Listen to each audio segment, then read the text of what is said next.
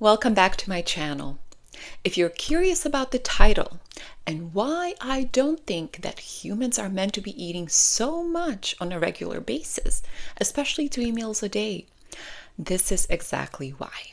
In this video, I will talk about why humans are not meant to be eating so much food, especially all that food that we have available these days. We have food for every single meal. We have snacks for every single type of a snacking opportunity. We're inundated with numerous choices, with so much food, and not only food, but those portion sizes are enormous.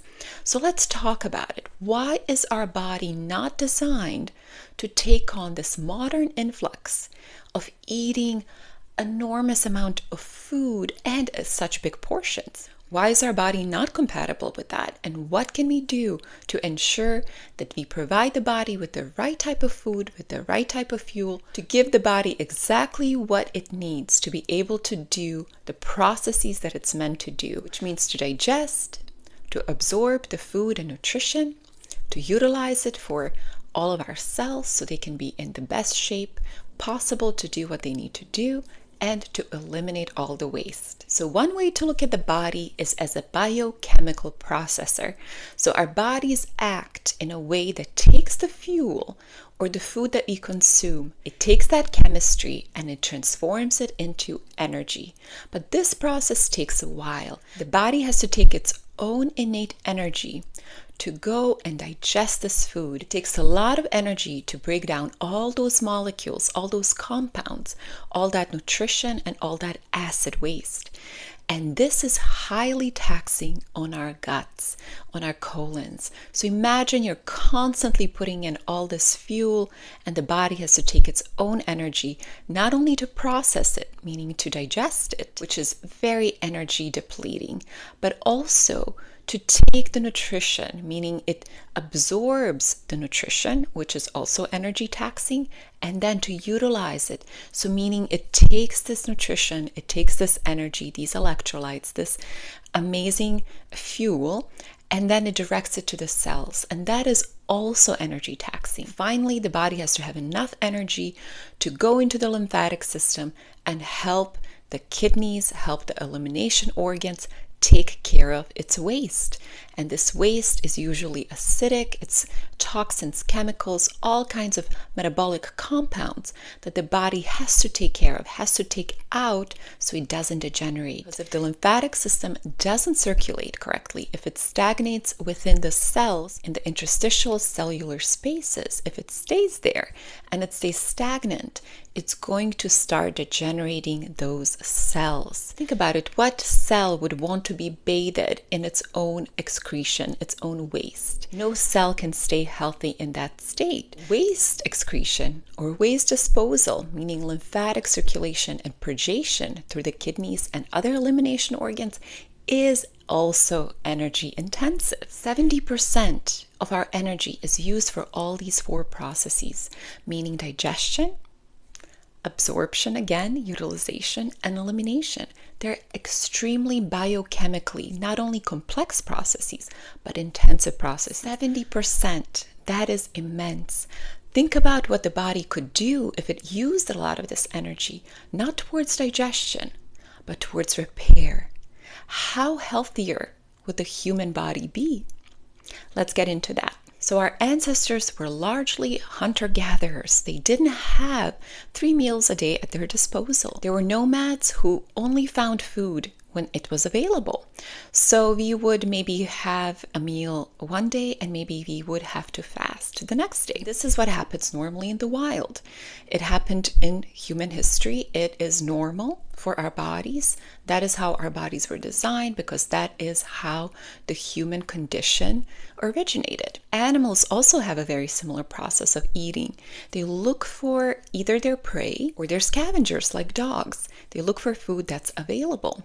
So they eat when they can find food available. And this lets their bodies use the fuel that they already have from a few days before, conserve it, and during the times of fasting, they use that energy that they have, those reserves, to self-heal. So that is our ideal condition, because also When we walk, when we move, that is the way we can move the lymphatic system, the body's waste system. It doesn't have a pump, so the way it works is when we move our muscles and we move our bodies, it circulates the waste from all the systems, from the head to toes, back to the kidneys and the other elimination organs, the skin, the gut, and the lungs. So nature, our bodies thrive. We have all these means to keep those checks and balances of fasting, of giving the body what it needs right from nature. So it's picked fresh, maintains its highest quality of energy and nutritional integrity. So that is how our ancestors had that aspect of fuel consumption correct, because it matched the way nature works. It matches the way the animal kingdom survives in the wild. So the body is matched to that experience. However, we have completely changed that natural cycle of fasting, of fuel consumption, of movement. In the modern world, we're mostly sitting down. We're very sedentary.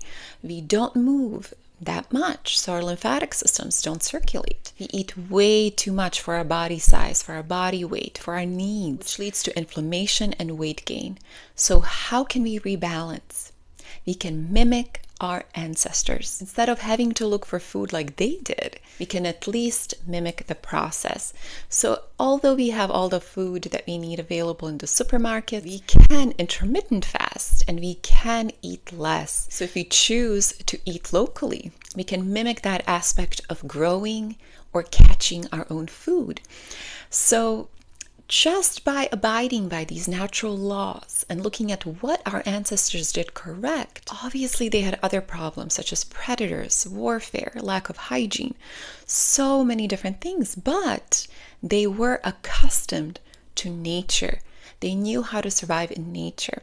And now, because we conquered quote unquote nature with culture and human design, we think that our bodies are going to operate outside of nature, which is a complete fallacy because our bodies are a part of nature. So what is a solution to go back to that's going to heal our bodies and regulate our emotional, mental, and physical states? So in my opinion, there are a few things we can do. The first one I would say is to eat locally, because local produce maintains the most freshness and the most integrity of the vitamins, minerals, and nutrition that the plant or the vegetable or the fruit has. It is picked ripe, which means it has the most energy states out of any other cycle of food picking and growth. And it is seasonal, meaning it gives the body what it needs during that season. So our bodies have different needs at every season because they're energetically operating on a different level. So during summer, we need more alkaline foods, more cleansing foods because the sun is acidic. During winter, we need a bit more warmer foods, a bit more acidic foods because the winter or coldness is alkaline. So our bodies have different needs at constant cycles. And if we eat locally, we meet those cycles head on. Next, intermittent fasting helps us mimic those cycles of our ancestors, meaning it mimics the way our ancestors found and consumed foods. What intermittent fasting involves is to basically have a window of time when you eat most of your food, and then for the rest of the time, and most of the time, you take a break from eating. So let's say you pick a 6-hour window of food consumption. The rest of 18 hours would be basically not eating and sleeping. This gives your body the digestive break that it needs, and then it funnels a lot of that surplus energy towards healing and repair. The third aspect is to have more contact with nature. So our ancestors were always in nature, doing all kinds of activities for survival. These days, unfortunately, we have very limited contact with nature unless it's for the purpose of sports and leisure. If we spend more time in nature, not only do we move our bodies, which is wonderful for our health and the lymphatic system, but it also gives us that opportunity to connect with our food source. So a lot of us have this strange relationship with food because we don't know where it comes from. We buy it in the supermarket. We don't necessarily know how it was made, how it was grown, how it was processed. We consume it without any questioning, and there is that kind of gap between what our food is and what we think of it and how we relate to it. And that is a detriment because we don't necessarily have ownership over our food source, over our fuel. We don't necessarily know how it's been handled or processed, who has been handling it, the energy behind that, the chemicals behind that. So if we don't know that, we tend to objectify our food, meaning we see it as just something to quench our hunger, not something that's going to help us elevate, which it does. Fuel is energy. So whatever we put inside our bodies not only helps elevate our cells, but it helps elevate our state of awareness, because everything is related. If you physically elevate, you elevate emotionally and mentally, and then spiritually. And finally, we have to understand the role of detox. So yes, intermittent fasting is one aspect of detoxification, because when you fast, you actually detoxify. That's just the body's natural way of using its energy to detoxify and clean. But these days, we have to be more active with detox. We overconsume on chemicals, on foods, on entertainment, on negative and toxic energy.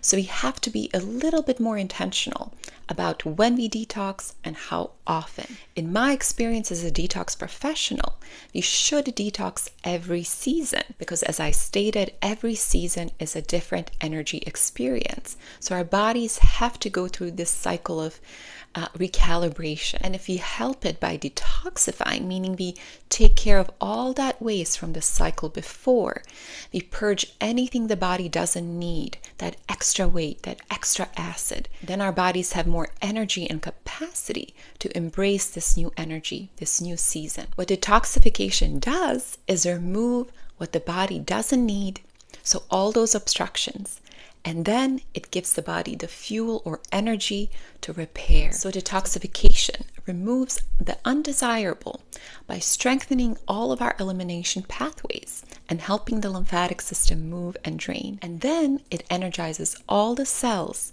so it can elevate the function of our organs, glands, and nervous system. Any healing protocol must involve detoxification. It is the body's innate state when it wants to heal. So when we put it in that state through our practices, through understanding of what our body needs, we can mimic the body's natural proclivity towards self-healing. So if you're experiencing any chronic health condition, know that your body probably needs to get rid of waste and energize. Those two processes are key in healing, in regulating the body back into its balance. So if your body's not eliminating waste correctly and you're not giving the body the fuel it needs to correct its weaknesses, it's going to degenerate, and that is the state of disease.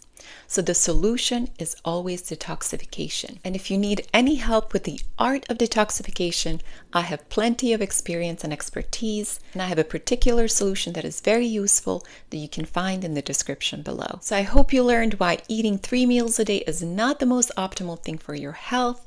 And if you like this video, do give me some support, thumbs up, or subscribe to the channel for more videos that help you see how healing your body naturally is the way to regain your physical, mental, emotional, and spiritual balance and thrive as a human being in this modern world. Thanks again for watching, and take care.